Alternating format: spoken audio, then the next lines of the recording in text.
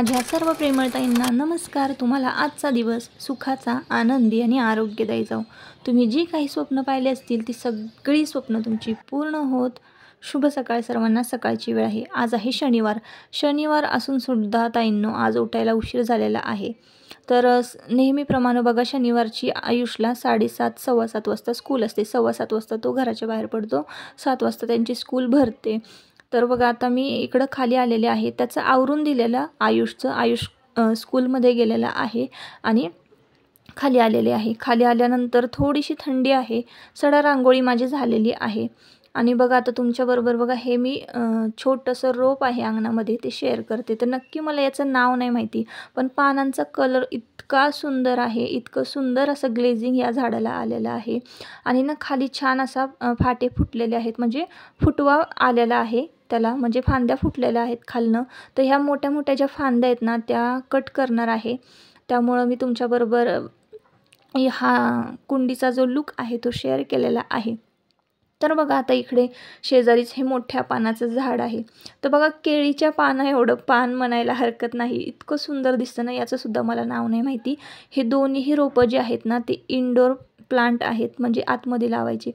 जिन्यामध्ये फारसं असं ऊन येत नाही, त्यामुळं जिन्यामध्ये मी ह्या कुंड्या ठेवते। पण काय होतं, जेव्हा पाणी देते ना तेव्हा सगळी माती त्याची गळून येते, त्यामुळं मी इथं अंगणामध्ये ठेवते। आणि अंगणामध्ये सुद्धा सुंदर अशी छान दिसतात, ते छान शोभा देतात, म्हणून मी अंगणातच ठेवते। पाहुणे रावळे यायचे असतील तर मग मला जेव्हा जिना जो आहे तो डेकोरेट करायचा असेल ना, तेव्हा मी ह्या कुंड्या जिन्यामध्ये ठेवते। तर बघा म्हटलं बरंच दिवस झालं तुम्हाला गार्डनचा सुद्धा हालहवा तुमच्याबरोबर शेअर केलेली नाही, तर चला म्हटलं तुम्हाला भाजीपाला जो लावलेला आहे दाखवते। बघा हे खाऊच्या पानांचा वेल आहे, भरपूर असा पसरलेला आहे, छान हिरवागार झालेला आहे। फक्त खत नाही त्यांना घातलेलं, तर खत आता घालणार आहे। आणि हा जो पुदिना आहे, दाट असा पुदिना आलेला आहे, हा पुदिना सगळा काढून टाकणार आहे। उगीचच म्हणजे जागा अडलेली आहे, आणि एवढा पुदिना तर आपल्या काही उपयोगी सुद्धा येत नाही, आणि आपण काही विकतही नाही। तर म्हणजे ज्यांना न्यायचं आहे ते घेऊन जातात। आता वांग्याची ही जी रोपं आहेत ना, छान अशी वांग्याची रोपं आलेली आहेत, वांगी पण आलेली आहेत, पण भरपूर असं माकडांनी वांगे खाऊन गेलेली आहेत।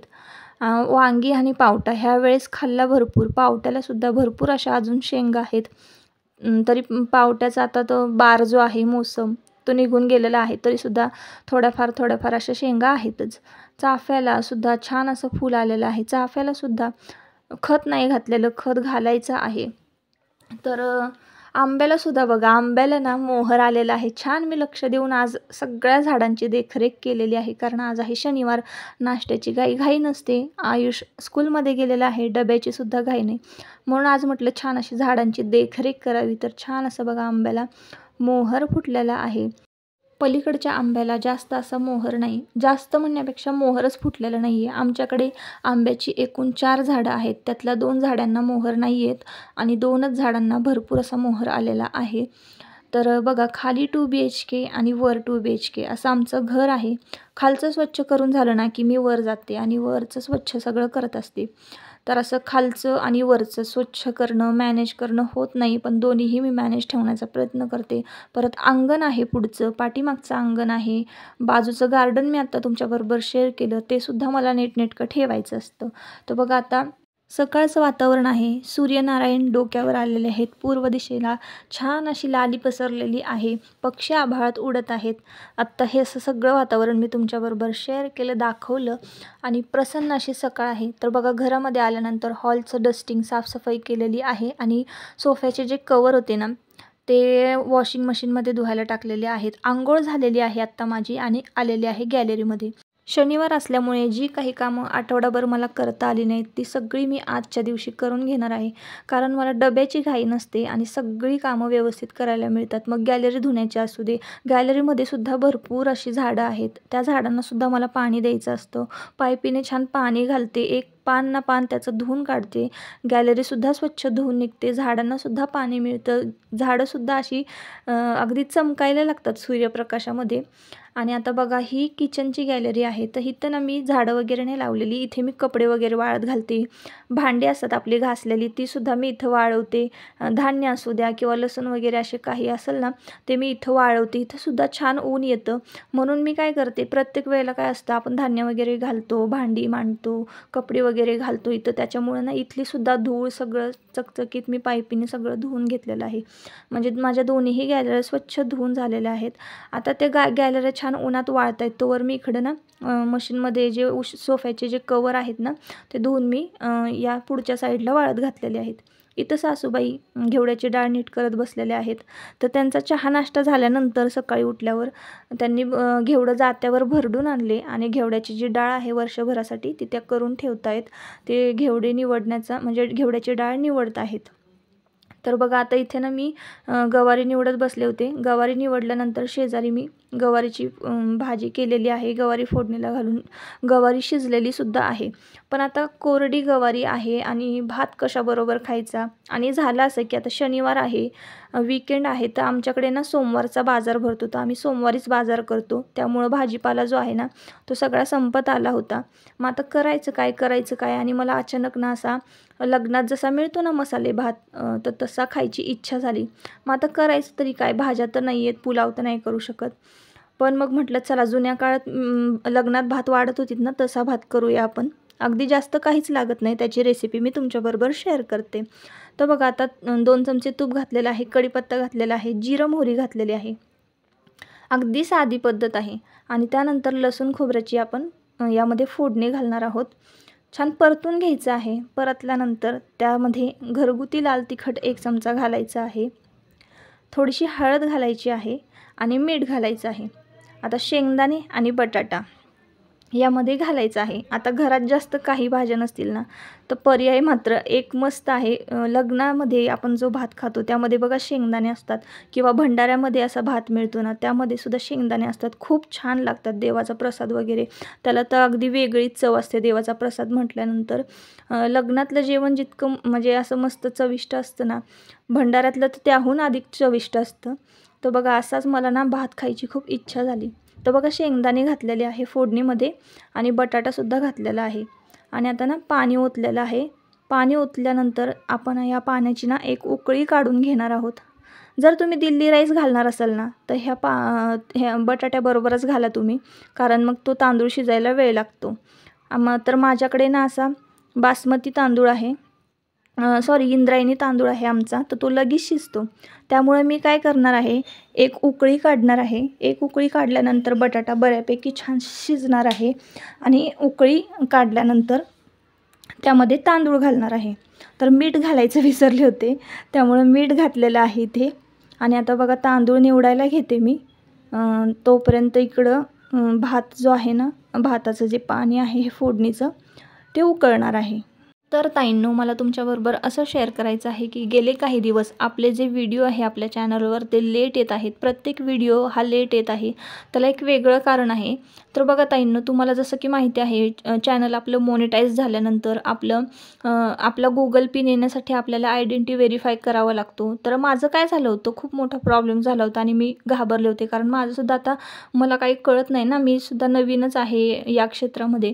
तर झालं होतं माझं असं की यूट्यूब स्टुडिओ जो असतो की नाही, तर त्यामध्ये जी डॉलरची साईन असते मॉनिटायझेशनची, ती ऑन केल्यानंतरच आपल्याला पैसे मिळतात. तर ती साईन जी आहे ना ती अचानकच म्हणजे गायब झाली होती, दिसतच नव्हती आणि खूप मोठा प्रॉब्लेम झाला होता आणि कुठल्याच व्हिडिओवर ना ॲड लागत नव्हती. मग आपण एवढी सगळी मेहनत करण्याचा काय उपयोग. सगळं मी तर याच्यासाठीच करते ना, म्हणजे आपल्या बाबा व्हिडिओवर ॲड चालू हव्यात, थोडा का होईना पैसा आपल्याला मिळावा, बाबा आपल्या कष्टाचं फळ आपल्याला मिळावं असं प्रत्येकाला वाटत असतं. तर ते सगळंच गायब झालं होतं आणि तेच मी प्रोसेस करण्याची धडपड माझी चालू होती. त्यामुळं आपले हे जे व्हिडिओ आहेत ना ते तुमच्यापर्यंत लेट पोचत आहेत. तर असो ताईंनो, तर बघा आता इकडे ना किचन टॉवेल जे सगळे आहेत ना धुतले होते, स्वच्छ असे अस्ताव्यस्त पडून होते. तर म्हटलं चला घडी घालून व्यवस्थित ठेवून देऊया डब्यावर, जेव्हा लागेल ना तेव्हा एक एक काढता येतो. तर आता भाताला छान उकळी फुटलेली आहे. भात एकदा हलवून घेते म्हणजे करपणार नाही. आणि बाबांनासुद्धा मस्त असा भाताचा वास आला, घमघमाट सुटला होता आणि अगदी लग्नात करतो ना तसाच भात होणार आहे. तर भात पूर्ण असं मला शूट करता आला नाही तुमच्याबरोबर ताटात वाढेपर्यंत. तर असो बघा, ही महत्त्वाची गोष्ट मला तुमच्याबरोबर एक शेअर करायची होती आजच्या ब्लॉगमध्ये. तर मी आज ना वॉशिंग मशीनचं डीप क्लिनिंग करणार आहे. तर चला म्हटलं मी कशी करते तुमच्याबरोबर शेअर करूया. तर बघा हा एक पार्ट जो आहे ना तो मी काढून घेतलेला आहे. तो प्रत्येकालाच काढता येतो. जर तुमची कुठलीही मशीन असू द्या, असा एक पद्धतीचा एक पार्ट असतो तो आपल्याला काढायचा असतो आणि तो स्वच्छ करून पुन्हा जागेवर लावायचा असतो. तर बघा आता वॉशिंग मशीनची जी काच आहे ना ती नेहमी ह्या कॉलिननी पुसायची असते. म्हणजे क्रॅश वगैरे उठत नाही. ओल्या कापडानं पुसायला जाऊ नका तुम्ही, नाहीतर मग ते डाग जे आहेत ना ते तसेच राहतात. होत काही नाही, पण जे पाण्याचे डाग असतात ना ते काचेवर तसेच राहतात. त्यामुळं मी ही कॉलिन जे आहे ना त्याने छान पुसून घेते काच. आणि बघा ह्या अशा पद्धतीच्या ना ॲक्टिव्हेटर मिळतात, म्हणजे अशा गोळ्या मिळतात. ह्या ऑनलाईन मी मागवलेल्या आहे. लिंक मी डिस्क्रिप्शनमध्ये देईन. तर मला हे 150 रुपये आठवत नाही किंमत, पण 150च्या आसपास मिळालेल्या आहेत. तर ह्या टॅबलेट्सना मला 12 टॅबलेट्स आलेले आहेत. तर माझी मशीन बरेच दिवस झालं मी स्वच्छ केली नव्हती, तर त्यामुळं ना मी 2 टॅबलेट्स यामध्ये घातलेल्या आहेत. आणि बघा पॉवर ऑन केलेली आहे आणि फंक्शन जे आहे आपलं टब क्लिनिंगचं ते सेट करून घेतलेलं आहे आणि स्टार्टवर ऑन केलेली आहे. आता मशीन ऑन केलेली आहे. तुम्ही बघत असाल आतमध्ये 2 अशा टॅबलेट्स मी टाकलेल्या आहे आणि बघा पाणी आपलं चालू झालेलं आहे. मशीनचं जे पाणी आहे ना तर ते ॲटोमॅटिक चालू होतं आणि मग मशीन फिरायला लागते आणि आतलं जे काही म्हणजे ते ॲक्टिव्हेटर विरघळतं आणि आतमध्ये जे काही डस्ट आहे किंवा कपड्यांची जी काही घाण मळ जो आहे ना तो या ॲक्टिव्हेटरने संपूर्णपणे क्लीन होतो. तर बघा आता वॉशिंग मशीन मी टब क्लिनिंग लावलं आहे आणि खाली आलेले आहे. खाली जोवर मी आता गार्डनची ही बाकीची जी राहिलेली कामं करत आहे तोपर्यंत मशीन आपलं पूर्ण क्लीन होऊन जाणार आहे. तर 1 तास तरी लागतो. एक तास तरी लागतो मशीन पूर्ण क्लीन होण्यासाठी. आणि आपली काही तिथं म्हणजे आपलं काही काम नसतं. मशीन स्वतःच पाणी घेते आणि स्वतःच बाहेर सोडते आणि संपूर्णपणे म्हणजे ॲटोमॅटिकली असं ती मशीन आहे ना, ॲटोमॅटिक फंक्शन आहे त्यामुळे. तर बघा आता खाली आलेलो आहोत आणि गप्पा चाललेल्या आहे. देवांश सुंदर असं गाणं म्हणत आहे.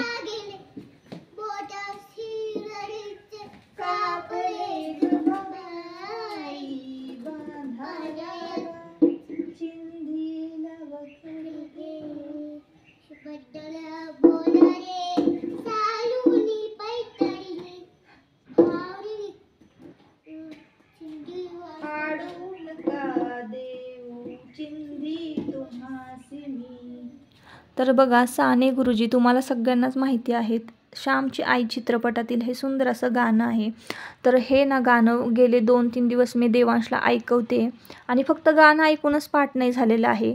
मी त्यामागची जी काही स्टोरी आहे त्या गाण्यातली ती सगळी देवांशला समजावून सांगितली की म्हणजे काय आहे या गाण्याचा नक्की अर्थ. तर सगळं ना म्हणजे हे खरं तर आहे ना त्याचं वयच नाही हे समजून घेण्याचं. तुम्हाला तर माहिती आहे त्या गाण्याचा अर्थ. खूप सुंदर असं गीत आहे. नक्की तुम्ही आवर्जून ऐका आणि खूपच मस्त गाणं आहे. तर त्याला ना ते खूप आवडलं आणि सारखं गुणगुणत असतो तो. तर बघा आता हे छोटं असं पाहुणं आपल्या घरी आलेलं आहे. 1-2 तासासाठी हे पाहुणं आलेलं आहे आणि बघा मी कॅमेरा जिकडे नेईन तिकडं फिरवेल तिकडं बघा ते उड्या मारतंय आणि नकोच म्हणतंय माझा फोटो काढू, माझा व्हिडिओ काढू. तर असं चाललेलं आहे.